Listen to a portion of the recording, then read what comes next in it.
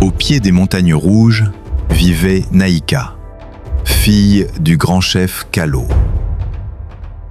On disait d'elle qu'elle avait la beauté des étoiles et le feu du lion dans les yeux. Mais dans son cœur brûlait un désir. Aimer par choix, non par devoir. Tadjiri arriva un soir de pluie.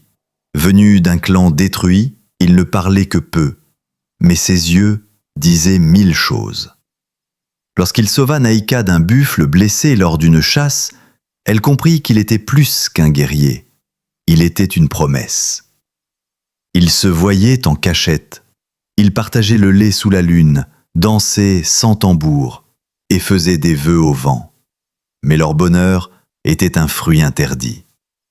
Un jour, Maro vit leurs ombres s'embrasser près du feu sacré. Le cri éclata dans tout le village. Chef Kalo, fou de rage, ordonna un duel. Tadjiri contre Maro. Celui qui survivrait gagnerait la main de Naïka. Le soleil brûlait haut quand les deux hommes se firent face. Tadjiri respectait les règles. Maro, lui, tricha. Une dague cachée, une attaque dans le dos. Tadjiri tomba. Naïka hurla.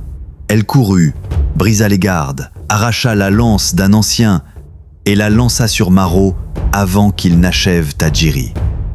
Le silence s'abattit, le sang coula. Naïka fut bannie, mais elle partit la tête haute, tenant la main de Tadjiri, blessé mais vivant. Ensemble, ils s'éloignèrent dans la lumière rouge du soir.